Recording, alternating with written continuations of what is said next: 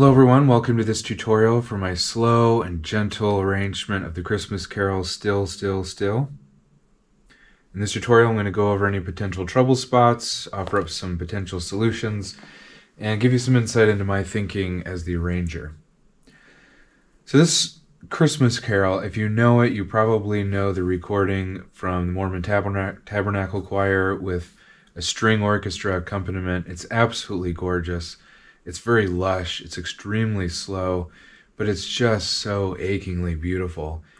And that's really the defining characteristic of this Christmas carol, is just how beautiful it is.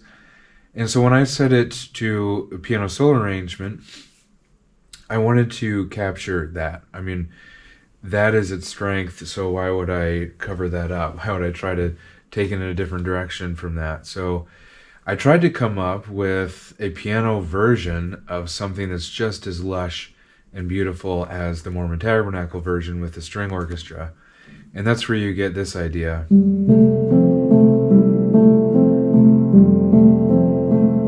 I will say before I move on, I have burlap on the piano here that's sitting in between the strings and the hammers, and it gives it that really soft, intimate kind of sound, in case you were wondering. A lot of times it's become in vogue to put felt there, and actually some pianos come with a little felt that you can drop down in between the hammers and strings just to make it quieter. I like burlap. It gives you a little bit more expressive dynamic control, but still gives you that kind of softer sound. But anyway, it's a fun thing to mess around with if you wanted to do it at home.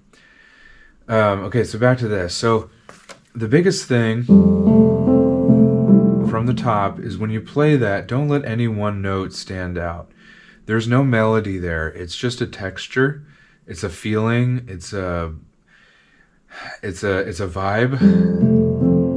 All the notes should be equal in volume and just come across as one sound. And then that is going to continue when the melody comes in.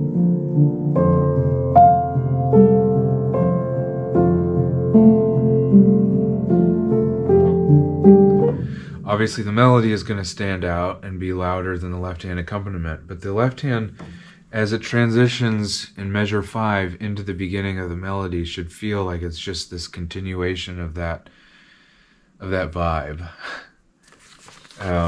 So it just requires like control, steadiness, and a soft dynamic. If you want to put burlap on your piano, that helps. I'll definitely admit that does help. You don't want to speed it up. Don't take it too fast. Don't be afraid to take it slow. It's easy for us pianists, especially when we start playing in front of people, to take things faster, and it's definitely it doesn't feel as fast to us when we're performing, but it does to the audience. So don't be afraid to take it slower, a little uncomfortably slow, from your perspective as the performer. The only trouble spot that I noticed when I was recording it was the couple spots that happen at the end of the first page. This would be measure 15 going into 16, as well as measure 30 going into 31. So what I'm drawing your attention to is the melody lands, and I'll just play it here since it's all on one page. This is measure 30.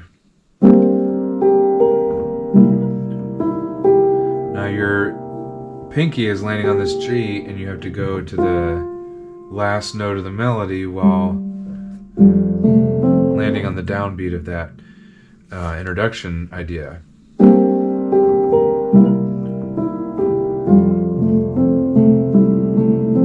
And you have to be careful that the melody, that last note, stands out as the melody note, while the first note in your thumb, the G,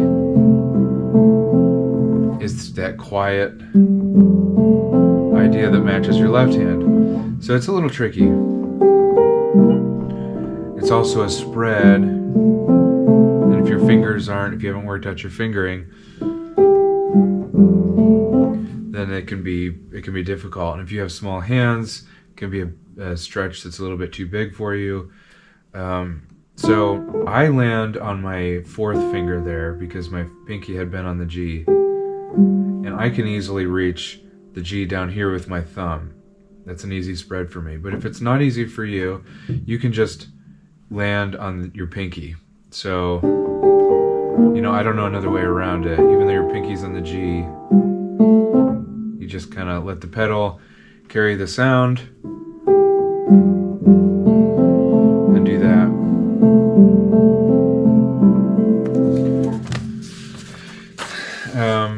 When you get to that spot there that I just started playing, you do have a little bit of a melody, and you might intuit it. I didn't mark it off, especially in the music. I'm starting at measure 34.